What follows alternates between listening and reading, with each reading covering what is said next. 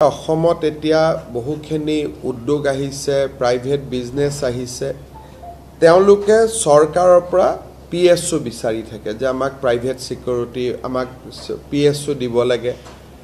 বহুত ক্ষেত্ৰত আন বিষয়াসকলে বা আন ব্যক্তিসকলেও PSU বিচাৰে। এতিয়া চৰকাৰে এটা আজি সিদ্ধান্ত লৈছে যে কোনোবা ব্যক্তিৰ যদি থ্ৰেট পাৰসেপশ্যন থাকে তেওঁ আমাক PSUৰ বাবে আবেদন কৰিব পাৰিব, কিন্তু PSU জনৰ সম্পূৰ্ণ দৰমহা সেই ব্যক্তিজনে দিব লাগিব। এতিয়া জাগিৰোডতে সেমিকন্ডাক্টৰ ইণ্ডাষ্ট্ৰি আহিছে, তেওঁলোকৰ বিষয়াসকলে ক'ব আমাক PSU দিয়ক।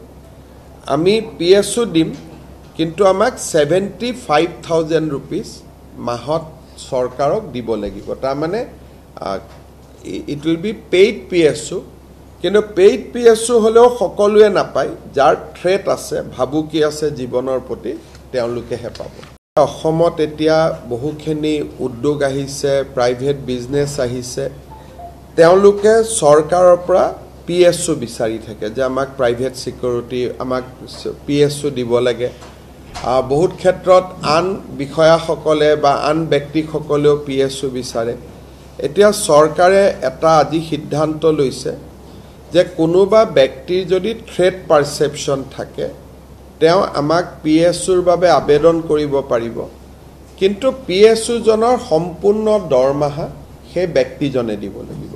এতিয়া জাগিৰোডতে সেমিকন্ডাক্টৰ ইণ্ডাষ্ট্ৰি আহিছে, তেওঁলোকৰ বিষয়াসকলে ক'ব আমাক PSU দিয়ক।